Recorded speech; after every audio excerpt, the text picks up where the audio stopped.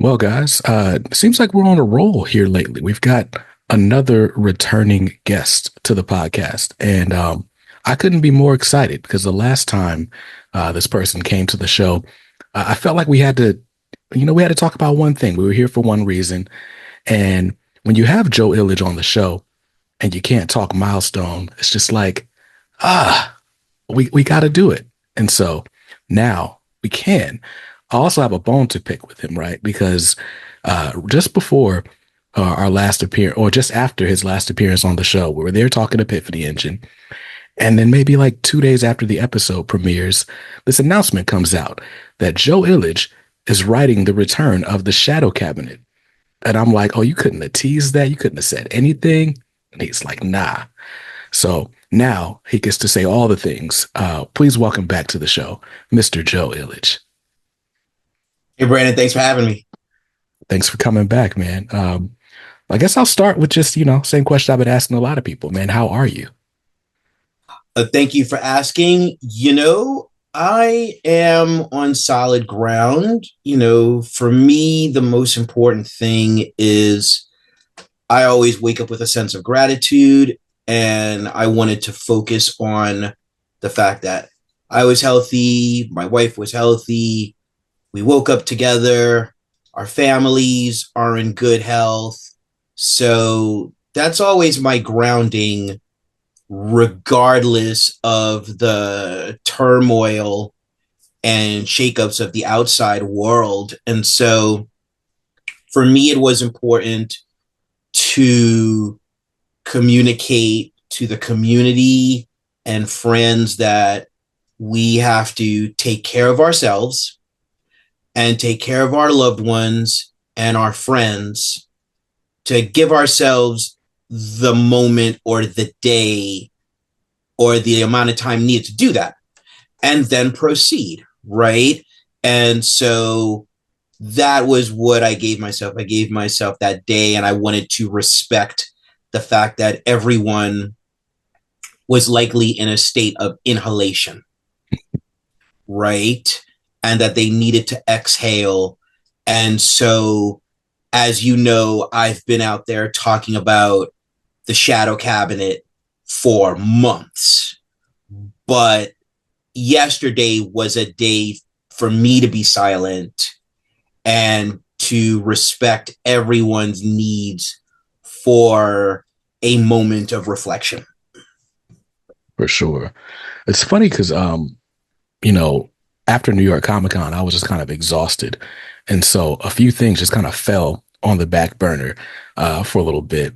And so when I wrote my newsletter this Tuesday, I just talked about that, like just being tired and, carving out time to rest, or else your body will do it for you.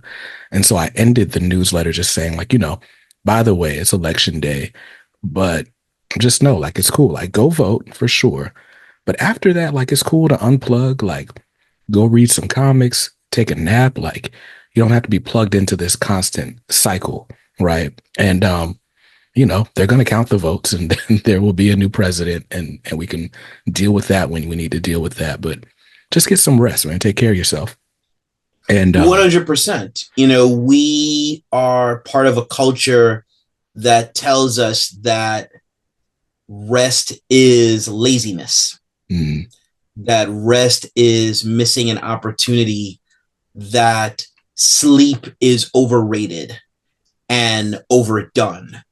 And these things are all false, right? Part of the process. And I remember reading this from Ariana Huffington. This really cinched it for me, is that the brain needs a certain amount of rest for the capacity of imagination. Now, we're in the business of storytelling and narratives. So imagination is something that is non-optional. We have to have it, right? And a tired brain is not going to have the capacity to be creative in a nurturing way, in an exciting way. It's going to be creative in a stressful way, in an exhausted way. And so rest and reflection and breaks and naps and taking a walk for 15 to 30 minutes. These are all part of the work, Yeah. right? And so that's very important. It's very important to take the walk in the sun, to eat your food, and actually enjoy the experience of eating food as opposed to inhaling the food fast so you can get back to your emails. Yeah. Right. So it is important. It's good that you say that. And it's important for us to communicate that to one another as a community.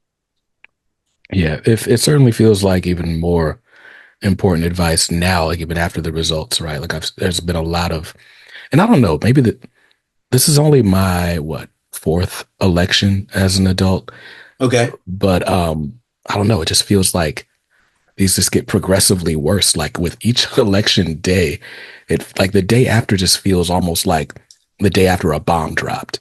And I don't remember it feeling that way like as a kid. Like I don't remember my parents being like this sort of obsessed with who the president was or like what the direction or what direction the country was going in. It was almost this idea of like, whatever, I gotta do my job every day anyway. Well, we're in a time of 24-hour bombardment of media and sensory input, right? We are addicted to data. We're addicted to information. And so we are dealing with a different type of environment than the one that you had when you were a kid. It's far more accelerated, right? And insofar as life, what as creatives we do is we're able to take life and put it through a funnel and create. And art is a necessary reflection of that. Art is, in its best form, a challenge to the world, right? The world is not good enough. And art holds a mirror up to the world and challenges notions and challenges rules and challenges rhetoric. And so I'll be honest with you, there were a number of people in my community that I saw and they felt the ability to create was impacted. Mm-hmm. And for me, I am doubly inspired to create, right? I want to do more stories. I want to tell more stories. I have more to communicate with the audience about because these stories that we create, they're conversations, right? So I'm even more inspired than I was last week, than I was on Monday. And so that's part of what gets me up in the morning, right? Start with gratitude and then always the question, okay, man, what are we doing today? Yeah. And not what are we doing today as a list that represents drudgery or burden. What are we going to do today as in, I'm excited to live this life. For And sure. I am fortunate that I get to live a life in which I collaborate with talented people and create stories to have conversations with the world and to inoculate this world with some ideas, right? And, you know, it goes back to the Dwayne McDuffies and the Brian K. Vaughns and the, you know, the Kelly Sue DeConnicks and the Octavia Butlers and the N.K. Jemisons. It's that these stories are a conversation with the world that needs to be challenged. And there's purpose in that, and there's joy in that, and there's excitement in that. So I'm for all of it, right? And that's it. For sure. For sure. Now that I love the piece about sort of art, kind of as artists, you get to sort of create the world that we wish to see, right? Like, I was thinking about this the other day because my phone rang, but it wasn't near me. And so I had to take the call on my watch. And so I'm on my Apple Watch and I'm talking to my mother like this. And I realized, like, when I was a kid, all I wanted was one of those communicator watches like the Power Rangers had. Yep, yep. And like, now we have that because somebody else saw that and was like, oh, that's a cool thing. We should do that at some point. And the technology now changes to reflect the things that, we could only dream of, right? We're still waiting for flying cars. They're coming eventually. Mm, do we really want flying cars, though? I don't think I do, but see, that's the thing. It's like flying cars sound like a lot of fun, but once you have the flying cars, you introduce a whole other level of chaos into things. So maybe it's good we didn't get those.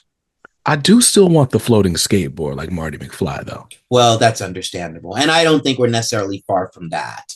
Right. But, to your point, I don't know if we build the worlds that we want. I feel like if we build the worlds that we want, then we would take away the drama. What I think is we build the heroes that the world needs. Right? Yeah. And the heroes are the reflection of the dream. Right? And they will save the world or save the communities, and the communities will save the world. So I think we build the heroes that we want, and we build them brick by brick, and part of what we do is we build them through suffering. Yeah. If the hero got his way all the time, he wouldn't be heroic. He or she or they, exactly, right? And as we talk more about the Shadow Cabinet, we'll key into that for sure. Yeah, and I was going to pick up on that because you asked an important question earlier, right? Like, you take your time, you rest, inhale, and then say, hey, what are we doing today? And today we are talking about the Shadow Cabinet because this is you returning to Milestone after what? Like, how long has it been since you've been able to touch a Milestone title? It has been, I'd say 37 years, because I left Milestone, I think it was like 97, right? So 17. Yeah, so more like 27 years. So 27 years, because I left Milestone as a staffer in 1997. So coming back, in 2024 and being able to write this big story that is part of the Milestone relaunch, I'm not going to lie, it's pretty amazing, sure, to be able to go back home. And it's a different home. I left a 20th century Milestone and I'm returning to a 21st century Milestone. But at the core, the values are the same, the dream is the same, and the ability to have these stories be in sync with our present day world instead of feeling anachronistic, that's the same. So I'm having the time of my life. I'm working with great creators, and we're building a story that I really feel will be a reward for the fans who have really been patient, and will be a fun story for new readers as well, who are going to discover these characters and this world for the first time. So when the announcement first came out, you started teasing this as the end game of the Milestone universe, right? Like the Avengers end game, not like the end of it, right? Yes. And so for me, the first thing that came to mind was like, oh, have we done enough to have like Avengers Endgame level payoffs or investment with like, I don't know, Milestone 2.0, if that's what we're calling it. Okay. Um, we've had what, 2 seasons. So we had Static, Icon, and Rocket. We had Hardware. We did get Blood Syndicate, and then we got another season of Static with Shadows of Dakota. And then we've got, I think the most recent thing we had Icon versus Hardware. And we've had like some one shots and some cool things in between as part of anthologies and stuff. But for me as like a fan, I felt like the world was kind of just beginning, or things were kind of just beginning. And so when I see Endgame, I'm like, oh no, like, are we pulling the plug early? Like, what happened? Um, how would you classify like what we've got going on right now? Well, let's take the analogy and let's extend it backwards, right? So you get the Avengers Endgame film, Mm-hmm. right? You got 3 Iron Man movies, 3 Captain America movies, 3 Thor movies, 2 Avengers films. You got what? A Spider-Man. Mm-hmm. You got a Doctor Strange. I think when you add up all of the things that you got to get to Avengers Endgame and all of the things that you got from the Milestone relaunch to lead to the Shadow Cabinet, I think it's pretty much a 1-for-1 list, right? Just so we're clear.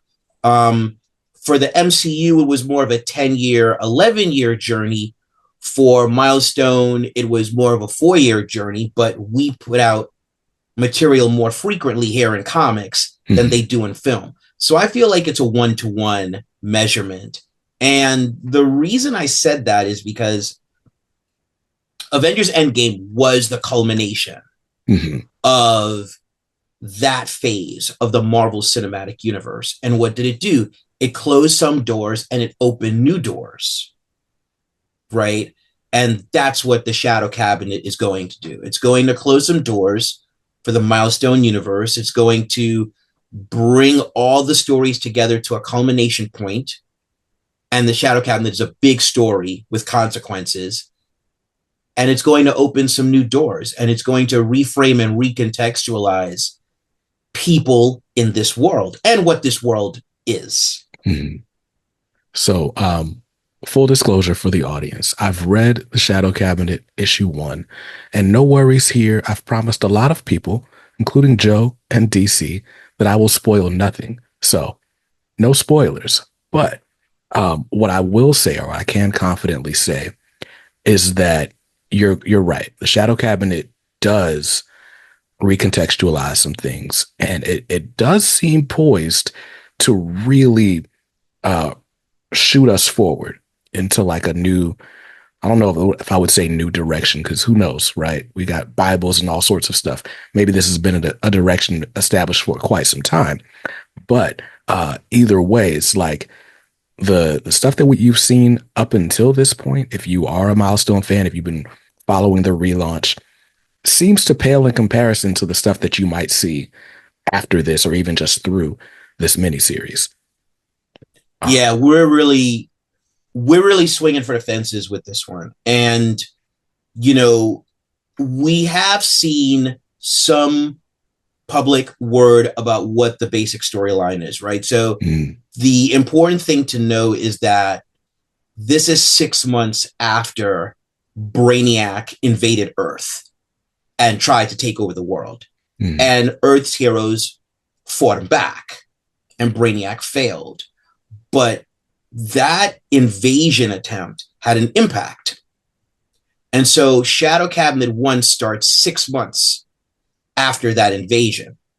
Now, if you're a new reader, there's a page in Shadow Cabinet 1 called Previously in the Milestone Universe, which basically gives you the major beats of the Milestone Universe so that you can jump in. Additionally, it's written in a way, and this was intentional, that you could just jump in. Like, it starts with basically like a James Bond cold open, right? And someone dies, and then it just shoots you forward, right? And the point is to really just not let you go. And at the core of the story is Rocket, right? And Rocket's this 17-year-old superhero who was a sidekick for an alien named Icon. But now, 6 months later, she is the only hero out there. And as the story unfolds, we're going to find out why. And we're going to find out how different people responded to the invasion of Brainiac. How did people with means respond? How did the heroes respond? Right? And so it's this big unfolding of a world through Rocket. And the underlying narrative is Rocket using her digital diary to basically write a letter to her mom, who she hasn't seen in 6 months, because she's out there fighting the fight for good every single day. There's no weekends for Rocket. There's no bathroom breaks. She's not having lunch with friends. She's out there fighting the fight because it needs to be fought. Right? Yeah. So that's how we're pulling you in. We're pulling you in through her. And a number of people may know her from the Young Justice cartoon, which is really cool. And a number of people, they're going to meet her for the first time. For the Milestone readers, they've had a relationship with Rocket that goes anywhere from 4 years to, if you're old school Milestone, that goes back to the 90s. And Rocket is my favorite Milestone hero. She may be one of my favorite top 10 superheroes, period. But she's definitely my favorite Milestone hero. So having the opportunity to have her be the spine and the entryway for readers was something that I really enjoyed. And, I want young people to see themselves as heroes, and so for the opportunity to do that was really cool. Yeah. And so for those who have never read Rocket, I'm not going to spoil OG Milestone for you because we've got these compendiums. You can go out and grab them. As a matter of fact, volume 4 comes out in February. And then I think there will be one more. But anyway, Rocket, well, she's one of the main characters in the book called Icon. Like that's the whole gag. The book is called Icon, but it's really about her and her journey. And, through some events, she inspires this alien with like Superman-like powers to actually become a hero and become a symbol for those in the community, an icon, if you will. And then, of course, she becomes his sidekick. The first Milestone books that I read were issues of Icon, that first story arc. And you're right. Like, there is something about her, like the voice that she's given, even in those early Icon issues. It's like she's not taking no mess. She is very much sure of who she is, even as, she's allowed space to grow and for her perspectives to change depending on what information she's given. She's a reader. But she very much, like, even now, like 30 years later, I feel like kids reading her or seeing her for the first time very much can see themselves in her. I was going to ask you why you felt it was important to center Rocket as opposed to maybe Static or some other characters. Why was it important for this to be a journey for her specifically?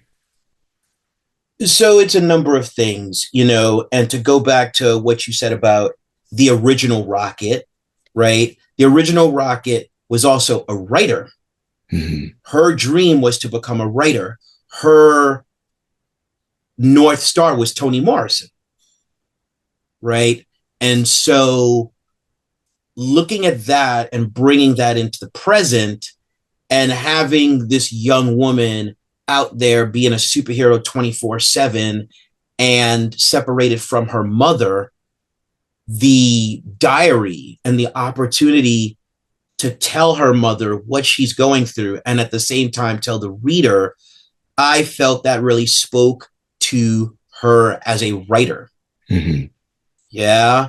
and being able to chronicle her life and life on Earth at this time. I remember back when I worked at Milestone in the 90s, one of my colleagues, Jason Medley, had said something, or he wrote it down, but he basically described her in 10 words. And I don't know if these were his words or he got these words from another source, but I took them as his words. And what he wrote was the soul of a poet, the heart of a warrior. Mm. That's who she is to me, right? Those 10 words tell me who Rocket is. Her real name is Raquel Irvin. And so for me, like, that's who she is. She's a writer and she's a fighter. Mm. And when I think about young people today and everything that they have to contend with, I feel like there are poet souls deep in them. There's this story that's being built every day. And every day they've got to go out into the world, and tomorrow it may be more complicated for them. And next year it may be more complicated for them. And the reality is, when you're a teenager, every day is drama, right? Yeah. And so I really thought about those things and how 6 months of this life is having an impact on Rocket, is having an emotional impact on her, and what is it that keeps her going? Mm-hmm. Right? Yeah. Yeah. So Raquel's not as a character, she's not a stranger to sort of growing up quickly, right? Like that's kind of been her path in both iterations. And this time around, you know, we've got her sort of carrying this superhero weight on her shoulders, right? Because you're saying she's the only one left. Why is Rocket uniquely qualified to handle that type of load? Because she understands that you cannot just be an observer in this world. You cannot want a better world and say, okay, I'm going to wait for someone else to make the better world. You know, you talk about how she convinced an alien to become a hero, right? This is an alien of wealth and immense superhuman abilities who, for a number of reasons, checked out, right? And basically live the life of a high-priced attorney in a wealthy neighborhood and his big mansion, right? And he meets this young woman from Paris Island, which is not an economically flourishing neighborhood at all, where she lives with her mom. And she compels this alien who's been checked out for like 100, 200 years. She compels him to get off his ass and do something, right? Mm-hmm. So in her, deep in her, is the fiber, is the grit, is the understanding that you cannot wait for other people to change the world. And what I will say is this: she believes that her icon experiment failed. And part of the reason that she's out there fighting the fight is the guilt. And these aren't things that have to be said, but these are things that as we read, we will understand, right? She has a different kind of responsibility on her shoulders, and she takes it on. She doesn't run away from it. She's like, okay, I'm hitting the skies every night. You know, and that's it. That's the mission, right? It's basically like, you know, one of my favorite parts from the first Iron Man movie, which I consider, and I think we should all consider, one of the best Marvel Cinematic Universe films. because it was so pure and concise. There's this part where Tony basically tells Pepper, like, there's no more big galas, there's no more meetings, there's no more charity events. There is only the mission, right? That's where Rocket is now. Mm. That life that she had before, where she could hang out with friends and stuff like that. School, there is only the mission. Man, and so when we last saw Rocket, you know what? I'm gonna leave it because I want people to go and read Icon versus Hardware. I want people to read the few years of stuff we've had before. What I will say though is that Rocket very much seems to have been catapulted into a life. This does not feel like a gradual end game type thing for her. It very much feels like, I wouldn't say fish out of water because I feel like she's handling things well, but it's almost like, you know, dad went out for milk and never came back and I'm the man of the house now, like type vibes. And I love seeing her in a position where, because Rocket, if there's one thing that I feel like defines her, it's her confidence. And so like to sort of see her maybe not as confident, but still resolved and determined to move forward, it's a nice look on her, in my opinion. Yeah, and I think, you know, one of the things about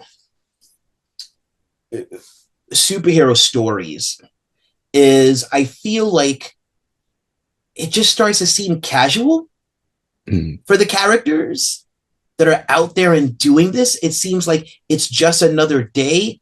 This isn't casual. Right. This weighs down on you. It makes you tired.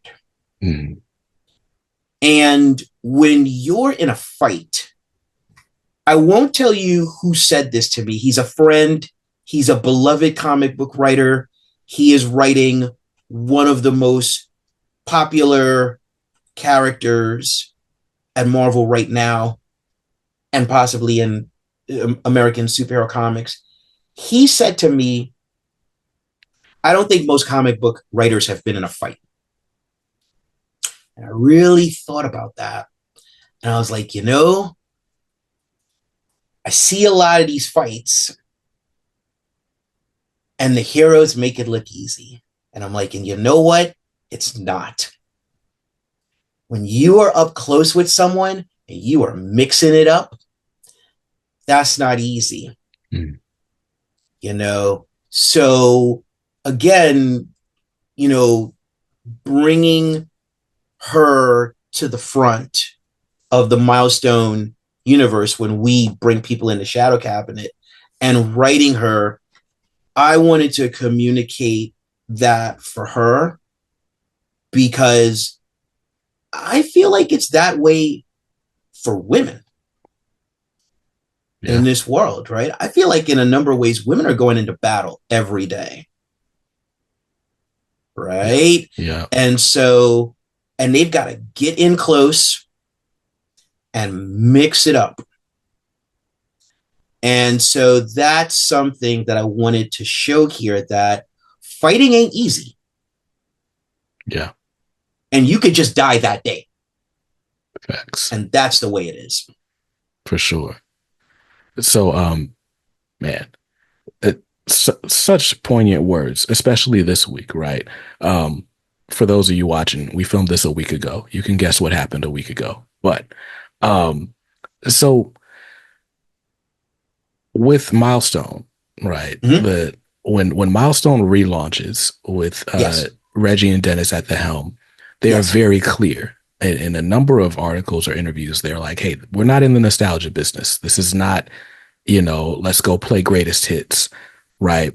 And then even when you look at like sort of the creative rollout, there's always been this, we're going to blend a little bit of the old, right? We'll have a little bit of a taste of what you remember, but we're also doing things in a new way. And we're doing things that we didn't do before, right? So they've always been about sort of bridging this gap between old and new. And with that, I wanted to ask for the old heads or people like me who found the old stuff later, what are the things like that maybe OG Milestone fans will love about this new series, if even if they hadn't really been in on Milestone 2.0? I think that's a great question. So I would put it to you like this. So when you're dealing with characters, now characters are around for decades, right? Batman was created in 1939. Superman was created in 1938. Wonder Woman was created in 1940. I believe the Fantastic Four was created in 1962. Mm-hmm. So to keep these myths potent, you have to adapt them to the times, but they're always the core rules, right? Mm-hmm. And so with the Shadow Cabinet, the characters that you're meeting, there are the core rules. There are core rules about Rocket, right? Mm-hmm. And that extends from her introduction in Icon #1 in 1993 to her reintroduction in Icon and Rocket, with which Reginald Hudlin, one of the founders of the new Milestone and one of the Milestone Media producers, wrote, right? So these characters are different and yet familiar. So that's one thing. The second thing is we are introducing new versions of characters from the original Milestone.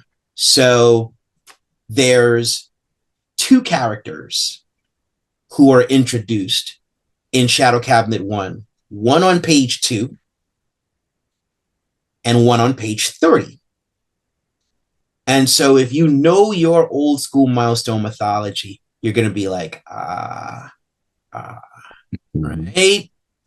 Now, if you don't, these characters are fresh to you and they're new.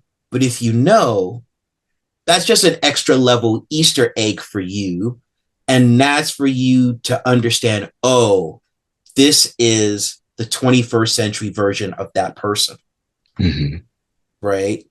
And you can do those kinds of comparisons, and you can be in the fiction in a way that rewards you because you have that OG knowledge. Right. Yeah, and I'll go as far as to say the Easter eggs don't stop at just what characters you see. There are phrases in this book. There are even like settings, right, that you'll notice, and it's like, oh, okay, and it's very much like if you know, you know, right?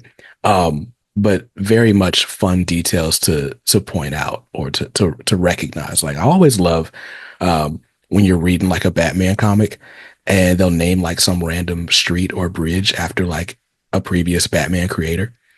Right. Like, oh, I'm making a right on Spring Street. It's like, aha, I see what you did there. Exactly. Right? Exactly. And there's a lot of that in here, but it's not like nostalgia for the sake of nostalgia. It's just, like I said, it's like rewarding the reader, I think is how you put it. That's very much how it feels. Yeah, like I would, really match it up to what a lot of people are experiencing now who are reading Absolute Batman 1, Absolute Superman 1, Absolute Wonder Woman 1. You're seeing a recalibration of these myths, but you're seeing a lot of Easter eggs in these books. And it gets your attention and it says, oh, I think I know what's coming, right? You might be right, you might be wrong, but it's part of the fun, right? Yeah. It's part of what immerses you in the story. So that's part of the fun of, getting to write the Shadow Cabinet, is to be able to write on the layers for different people. There's an OG Milestone layer, there's a new Milestone reader layer, and there's a new reader layer, right? And all of those are inviting, and all of those have their own reward. Yeah. And I think it's important, right? Like to state again, there are new things happening no matter what level of familiarity you have with Milestone. right? Like this isn't a spoiler. It's on the cover. Anansi makes an appearance Yes. somehow in this Yes. series. Yes. And Anansi, for those who don't know, was a character created for the static animated series. Um, and they did do like a special. They did had a comics appearance what last year, maybe 2 years ago. Yeah. That Last Charles, year in 2023, it was Static Team Up Anansi. Yes. yes, A one yeah, shot. yes, and it was awesome. Like just seeing him in action. It's like okay, cool. And my thought when I saw that was okay, we saw Anansi in a comic. That's cool. And because even that was going on like I want to say maybe that came right before Shadows of Dakota. And so it was just like, okay, cool. Here's a one-off adventure, but it's not really connected to stuff that's going on or whatever. And so to see Anansi make an appearance in this series, it's like, wait, what? Um, and Yeah. then, Yeah. even getting into more characters, like just seeing the Shadow Cabinet come together, it's like, oh wait, I remember this. Like, and like you said, it's like, okay, now you're starting to come with these ideas of, okay, well, here's what's maybe this is coming, maybe this isn't. How is this character different from the previous iteration that I've Yep. seen? It's really cool stuff. But my point was Yeah. just there's things that we have not seen yet that are happening on these pages. Definitely. And, you know, one of the other things that is public knowledge is a new character called Angela Alva. Mm. And so you have Rocket's story on one side and you have Angela Alva's story on the other. And everyone else is caught in the orbit of those two journeys. So you have Rocket, who's a 17-year-old girl, and you have Angela Alva, who's a woman in her 60s. Mm. Right? And they are on two very specific journeys. And as time goes by and you really start unraveling who they are, then we really get into what the deeper story is. What is the common theme that connects Rocket and Angela Alva, even though they're literally a generation apart? Angela Alva was born in the late 60s. Mm. Right? And so being able to introduce a character like Angela Alva, who through her actions changes a lot of things for people, that's pretty fun to do. That's fun and that's cool. And, you know, I think you always need that. I think whether it's a first issue or whether it's a 12th issue, right? Mm-hmm. You need these people who are going to come in and they're going to shake up the status quo, right? Because the status quo is quiet and it's unsatisfying, right? Yeah. And that's one thing that Rocket and Angela Alva both have in common is they're not satisfied with the world as it is. Mm-hmm. You know? Yeah. So, I wanted to ask this because, right, like, and the last time you were on the show, we talked at great lengths about like just sort of what Milestone means and has meant to you. Right. Right. Like it's where you got your start. It's even before you got started, like what inspired you to say, okay, I gotta like be a part of this thing in comics. And now 30 years later, an Inkpot Award later, like your contributions to this medium are cemented, are plentiful, and they're continuing, right? And this year, or I guess even just going into next year, feels like I wouldn't call it a resurgence, but it definitely feels like a creative renaissance for you, like if you will. Like there is something that's called you back to the table. Like, all right, I'm going to put these stories out in the world after a period of like editing other people's stories and being instrumental in other stories. Why was it important for you to tell this story with the Shadow Cabinet? So, you know, there's a number of things. You know, number one, and I'm going to do another geek moment and I'm going to cite Christopher Nolan's The Dark Knight, right? There's a whole monologue by Batman at the end, and he says sometimes people deserve to have their faith rewarded. Hmm. And the Milestone fans have not had a new Milestone book in over a year. The last book they had was Icon versus Hardware. And the talks and the development of Shadow Cabinet have been happening behind the scenes for over a year. Hmm. And so it's my responsibility to recognize that those people have been waiting, and what they get cannot be casual. It cannot be a story that does not have impact, that does not have drama, that does not have characters that we put through the ringer before they get to the other side, if they make it to the other side. So there's that, understanding that responsibility to them. In a larger context, Milestone is very much needed. And it's similar to this conversation about superhero fatigue in cinema. There's no such thing as genre fatigue. There's only mediocrity fatigue. Just so we're clear, right? People will take unlimited doses of any genre if they are always presented with quality. Now, dips are natural and ebb and flow is natural, right? And we don't want to be fair weather friends to these organizations and these collections of people who have given us some amazing stories. But Milestone is needed. And, for the creative team, that's myself, artist Daryl Banks and Adagoon, Ilhan, colorist Chris Sotomayor, letterer Justin Birch from Ann World Design, Dennis Cowan, Prentice Rollins, John Stanisi, Nicholas Draper Ivy, who's just like, that guy is a force. Mm-hmm. He is a force in human skin and bone. And, we recognize that this has to fire on all cylinders. Because to keep it real for the fans, DC is looking at how the Shadow Cabinet performs to determine what the future of Milestone looks like. Mm.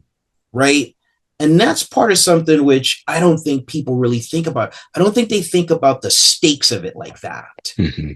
Right? I think there's this belief that you put it out so you can just keep putting it out. Well, our stories are governed by businesses, by companies that are owned by much larger companies. And the stakes are sales, engagement, and community. Mm-hmm. Right? And so with Shadow Cabinet, not only is it opening new doors for the characters, but our hope is that it opens new doors for Milestone. Mm-hmm. And that this big swing can lead to a future of bigger swings. Right? Because we can't take it for granted that people are always coming back. And there are some comic books you read, and I feel like they're handled as if they automatically expect you to come back. Mm-hmm. But there are some that compel you to come back. Right? That is like, I'm grabbing you by the arm and I'm going to see you in 30 days. Mm-hmm. Right? And so that's what the Shadow Cabinet has to do. Right? And so that's the importance. The importance is that Milestone must continue and be around for future generations. And this story is an invitation to the OG Milestone heads, the new Milestone heads, and to new readers to come on board for a ride. And we have to make it a good ride, right? We have to be thoughtful about it. And I'm confident that what everyone's going to see in this book is that everyone who's involved in the book, like, really went in 105% and put both feet on the ground with it. Yeah. Yeah. So Yeah. that's it. So, it's fun, but it's fun with stakes. Mm-hmm. That's just real, Yeah, man. No, that's life. But no, I totally get what you're saying, right? Like I mean, my audience sees it every week because I do a show called The Pull List, and so you'll see. Mm-hmm. I tell you why I'm buying this book. Sometimes I'm really excited about a book. Sometimes I'm buying it because I don't want I don't want a broken run, right? And sometimes I can't really justify. So, all right, I got to cut this, right? Because I have a budget, I have limited money to spend, and I want to enjoy all $5 I'm spending for whatever book it is at the time. Mm-hmm. So, what I will say is that Shadow Cabinet, number one, more than earns the money you pay for it, and more than earns the return trip to the store for issue 2. And I am very much excited to get the rest of this series in my hands. Thank you very much. We really appreciate that because that's real. It's like comic books cost on average $5, right? And what's really cool is that DC and Milestone really supported the big swing of Shadow Cabinet by making every issue of Shadow Cabinet 30 pages. Mm. Now think about that. The average monthly comic is 20 to 22 pages. Yeah. Right? This is an extra like 25%, right? On top of that. So each issue is really packed.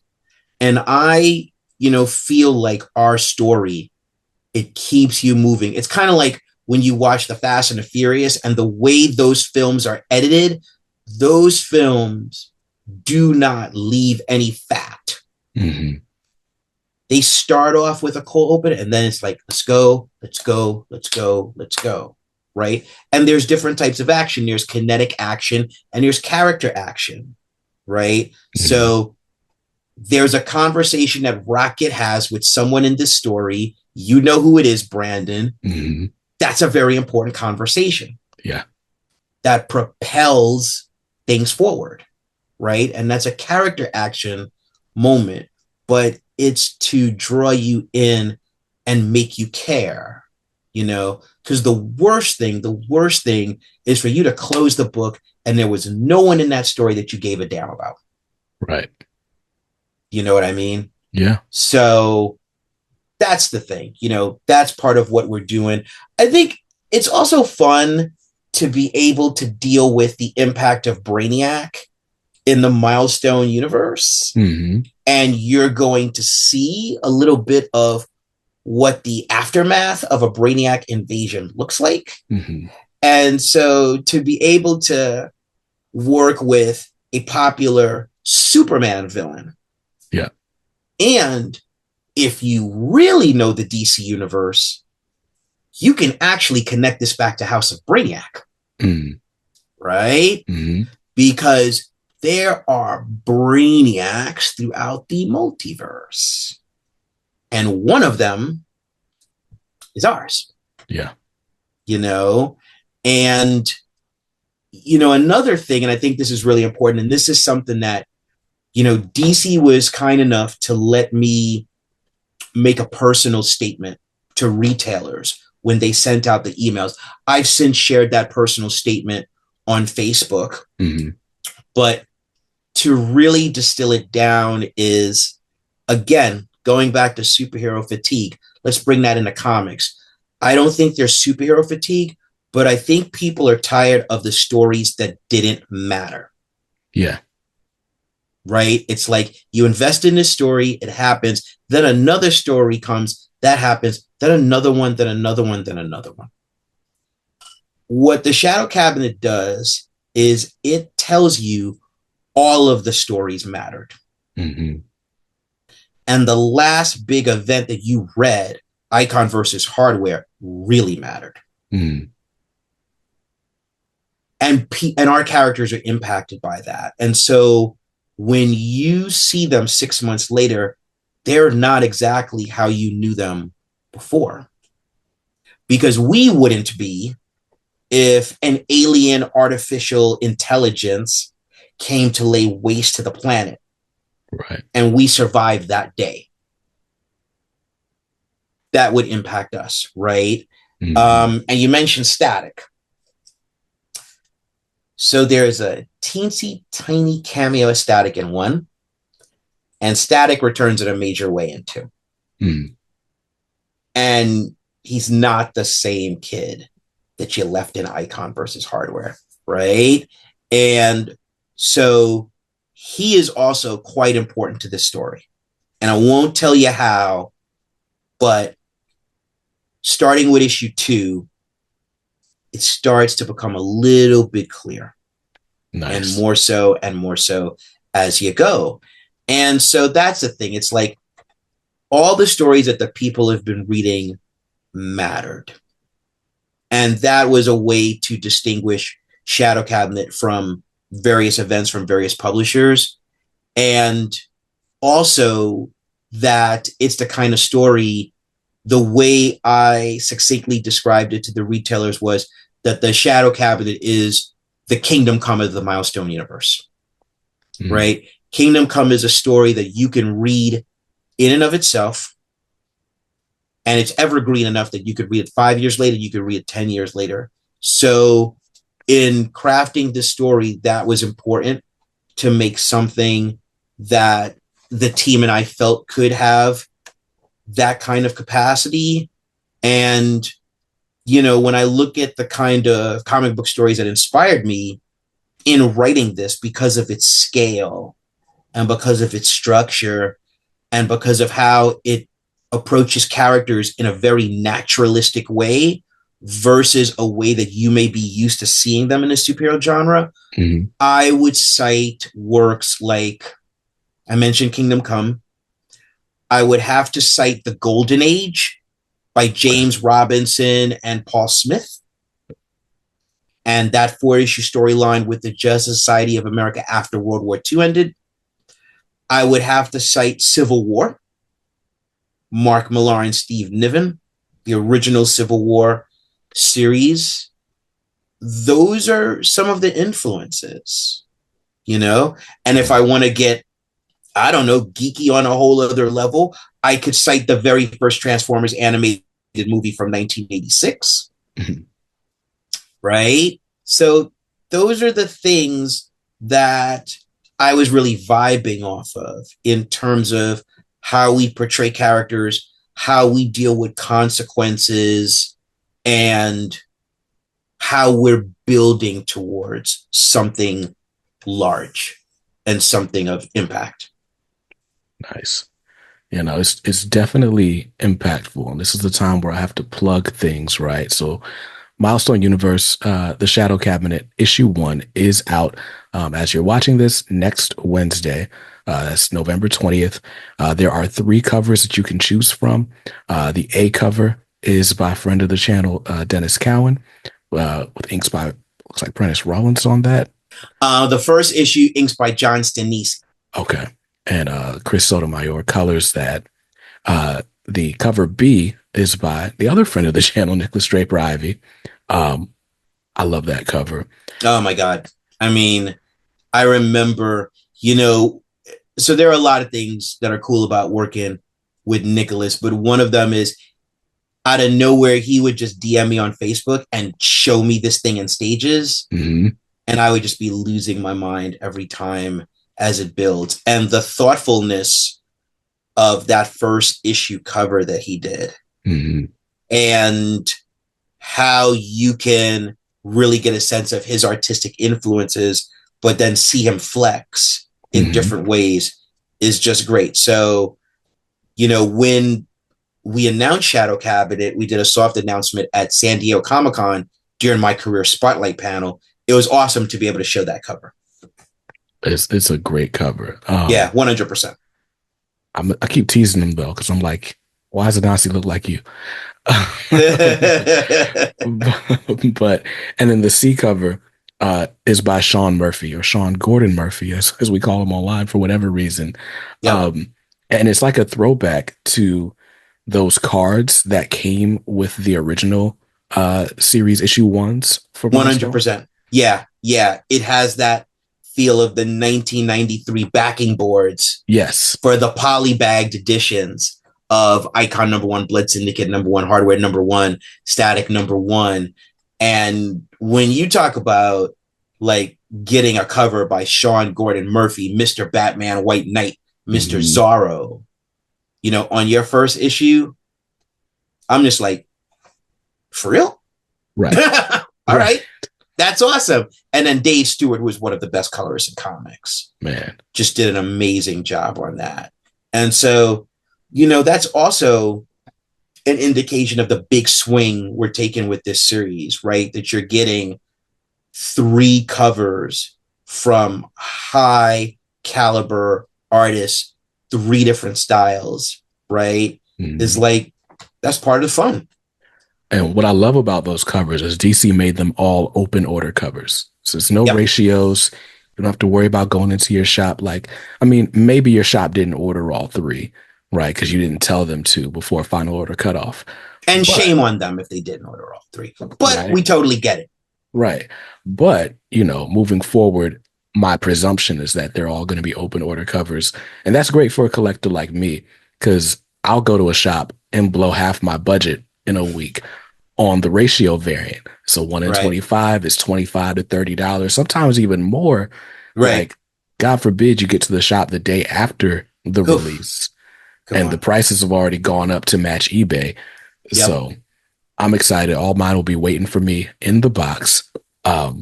I need some of these in poster form, but we'll see what DC does. 100%.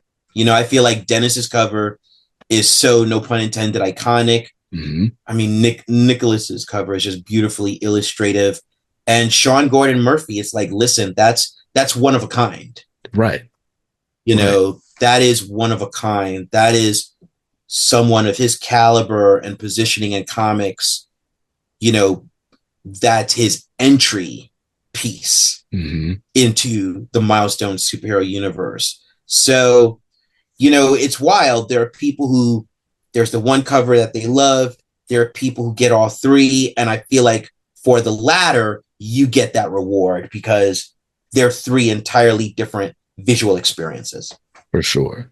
And real quick, right? So we talked a lot about your writing, of course, but the art in this book is tremendous, right? And so I met Daryl Banks for the first time, 2 years ago? It was while the Icon, I think it was Icon no, it was Icon and Rocket that was coming out. And they Mm-hmm. were doing the classic covers as ratios. And Yes. Daryl Banks does Yes. a Green Lantern homage with the 70s variant for issue number 3. And Yeah. so I went to Heroes Con in Charlotte. And at the time, I didn't have a copy of that issue. Like my shop didn't order enough to get the ratio. And that book had skyrocketed. It was like $100 book. And anyway, so I go up to him and he's got a copy in his portfolio. And I'm like, oh, are you selling this? Like, and he's like, no, this is just my copy just to show people that, I'm good at art, but I only have this one copy. So it's mine.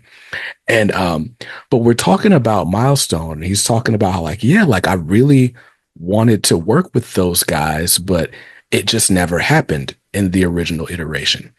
And so he was just talking about how great he felt about being able to come back and do work in the Milestone universe. And we've seen him do work in Milestone in this 2.0 iteration, but this is now him kind of fronting a book. And I am very, very excited to see him flex.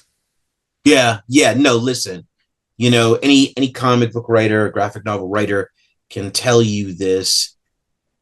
When you get new pages in your inbox, it just makes your day better. If you've had a bad day, your day's better. If you've had a good day, now it's amazing. Right. Right. And so, Daryl and I have known each other for almost all of my career. back to when he was drawing Green Lantern, because he is the co-creator of the Kyle Rayner Green Lantern. Mm-hmm. And so I feel like I've always wanted to work with him, but there was no way to figure it out. And so when Marquise Draper, who's the editor of the Shadow Cabinet, mentioned him, I was like, automatic yes. Yeah. I was like, that's not even a question mark. And then, bringing in the second artist, which is Adagun Ilhan, who is one of the graduates of the Milestone Initiative. Mm-hmm. And he's done work on a number of DC books, including Poison Ivy. And his Poison Ivy pages are what really sold me on him. And so, being able to work with both artists on the Shadow Cabinet speaks to, the promise of Milestone to be a multi-generational company, right? And I think this is something that you can agree with, is that the way both artists take on this story is very structurally intentional. Mm-hmm. Right? Yeah. These decisions that were made were not made willy-nilly. We were really thoughtful about it. Mm-hmm. So being able to work with Daryl and Adagun and their different perspectives, their different approaches to storytelling. I mean, straight up, Daryl Banks is one of the best storytellers in comics, right? Mm-hmm. Like, not just of a page, but of 2 pages together, mm-hmm. of how he handles page turns. Because for myself as a writer, I have to be cognizant of a page turn. So I don't want a big reveal on a right side facing page. I want you to turn the page for the big reveal. But when he draws, when he designs, when he does a storytelling, he's taking all those things into consideration. Mm-hmm. You know what I mean? So this is a guy that knows his craft. And Adagun brings a sense of imagination and these daring layouts. Yes. Right? Like the all I'm just gonna say is Anansi, and that's it. Mm-hmm. Right? Yes. Let's go, man. Yeah. Right? No. Like, even if you don't know who he is, when you meet him in the story, you're like, who is this dude? Absolutely. Right? It's like I don't know what he, like, who is it? Because he's just, let's go.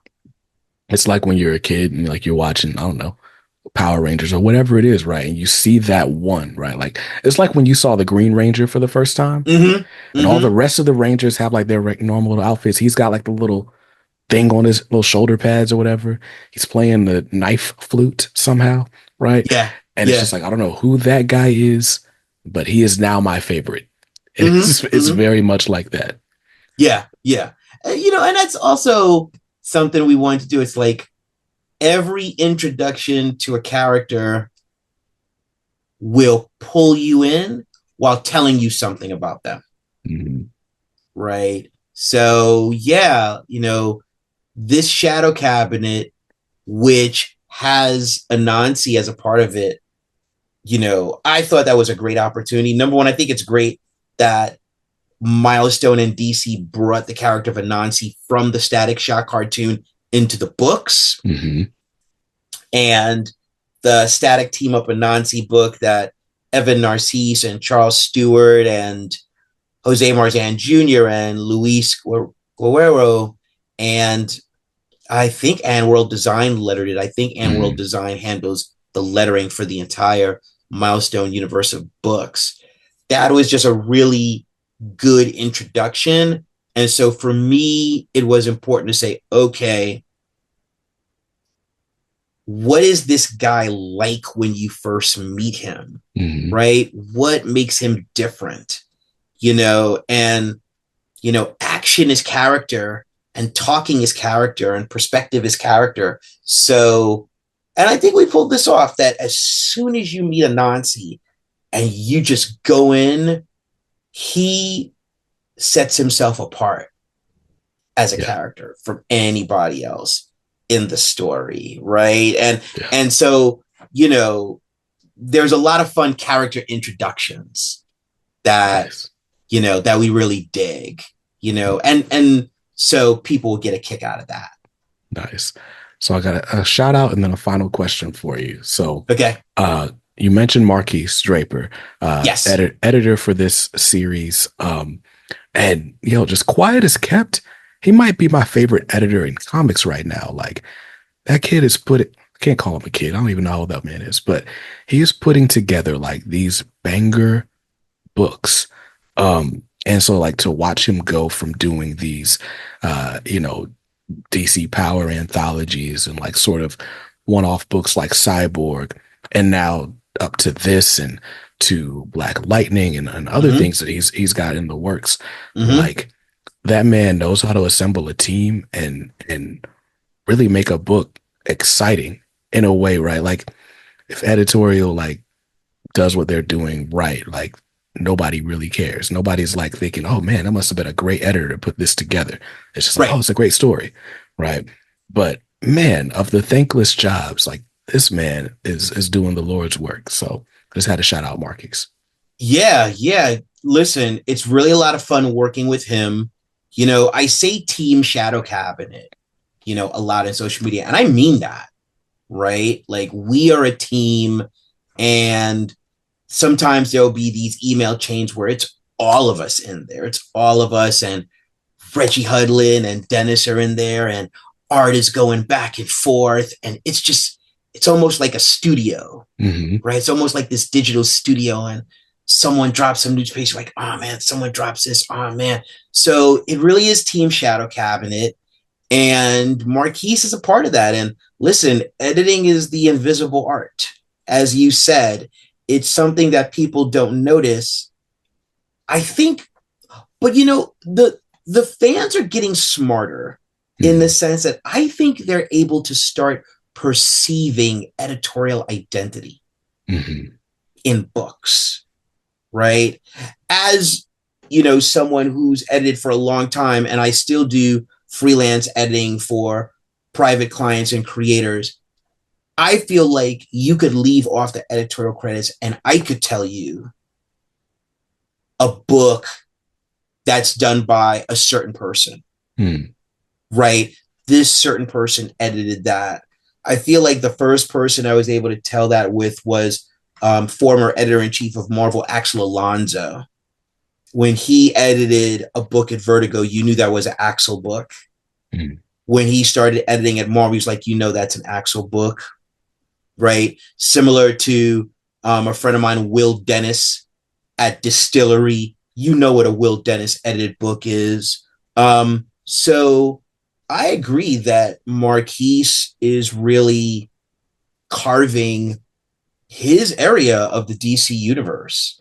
And so working with him has been a lot of fun. You mentioned Black Lightning, number one, which is part of DC's All In initiative. Mm-hmm. Everyone, go get Black Lightning number one. Go get that book.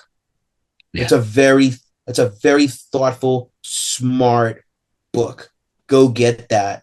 And it was written by Brandon Thomas, who wrote Hardware Season 1. Yes. And something that I bet you picked up is Hardware Season 1 is very important to Shadow Cabinet. Yes. Very much and so. as you keep going, even more so. Right? Mm-hmm. It's like all those stories mattered, but some of them matter very specifically. Mm-hmm. And Hardware Season 1 is one of those. Yeah. Yeah. Yeah. No, go pick up Black Lightning. It's already in stores by the time you're listening to this. It's great. 100%. It's great. So the last question I've got for you. So, because last time we met, you didn't have an Inkpot award sitting behind you, right? That's new. Yeah. And so, and I don't know a ton about Inkpot awards, right? Like the way I view it is almost like a lifetime achievement award or like a Hall of Fame, like Rock and Roll Hall of Fame for comics. The only other time I've seen an Inkpot award was going back and watching old footage of like the Milestone. I think it was the 20th anniversary panel at San Diego.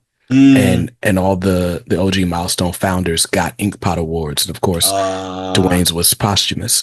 Um, Yes, yes. but they got those, and I was like, oh, those are cool, right? Yeah. So now you're in the club. You've got this Ink Pot award. Your career is still very much active. Have you stopped at all to sort of receive those flowers or think about what your career up until this point has meant? Yeah, that's a great question, and thank you for your kind words. I definitely have. It's part of my whole, you know, belief in gratitude. I was blown away when I received it.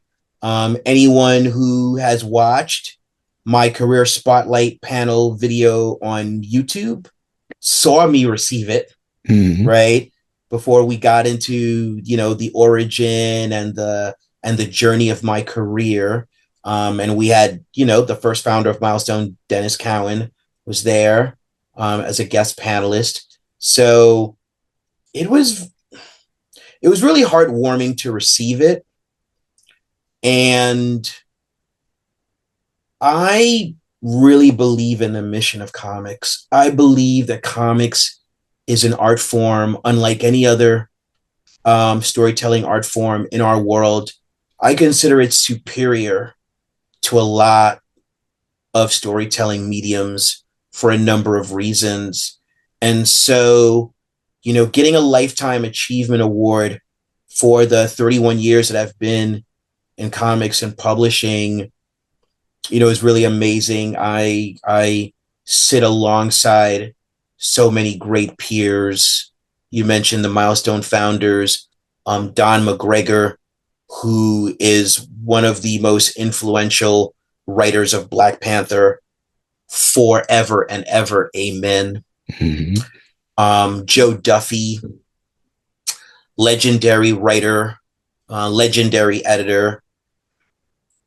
So yeah, I do take the time to appreciate it, and I'm a workaholic. I mean, that's just a fact.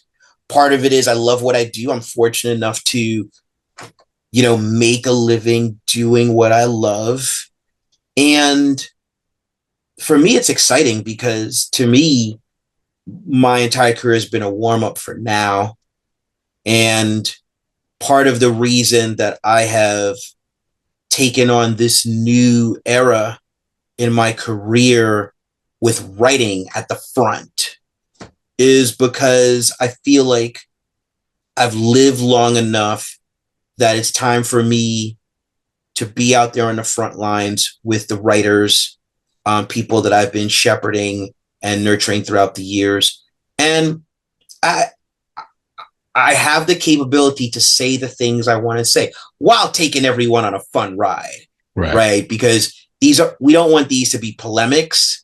They're supposed to be high stakes adventures, but within the high stakes adventures, there's a conversation with the reader that's happening. There's a conversation with the fans. And so I'm thankful, and I am thankful every day. And I feel like I have to live up to that. I have to live up to that award. And so my lifetime is not over. My time in comics isn't over. It has been basically given a jolt of adrenaline. Shadow Cabinet is going to represent that. 2025, 2026, 2027. It's like this train is not stopping. You will probably have time for a bathroom break here and there, Mm-hmm. but we're just going to keep going and going and continuing to have, the ride of a lifetime. Nice. Nice. Yeah, yeah. Well, look, we've spoken a lot of gratitude on this episode, and I'm very much grateful for you coming to spend some more time over here in the Comics Are Dope studio and speaking with me and the audience. I really appreciate it, man. Thank you very much, and congratulations to you. Is this your 4th anniversary? Yes, as we film this, it's the 4th anniversary of this channel. That's awesome. Well, congratulations. Thank you. Thank you for continuing to remind us the comics are dope and why. And It's great to be able to just, have these conversations about these things that we love. And sometimes they really, get us through some storms. For sure. For sure. I'm grateful to be able to do it, especially be able to speak to people like yourself. It's kind of icing on the cake. Makes all the long hours and stuff worth it. And really being able to see like other people connect with stories for the first time because we gave them a spotlight here. So I'm excited to continue doing this work. The chant went off in my comments 4 more years. So I'm going to give it the people what they want.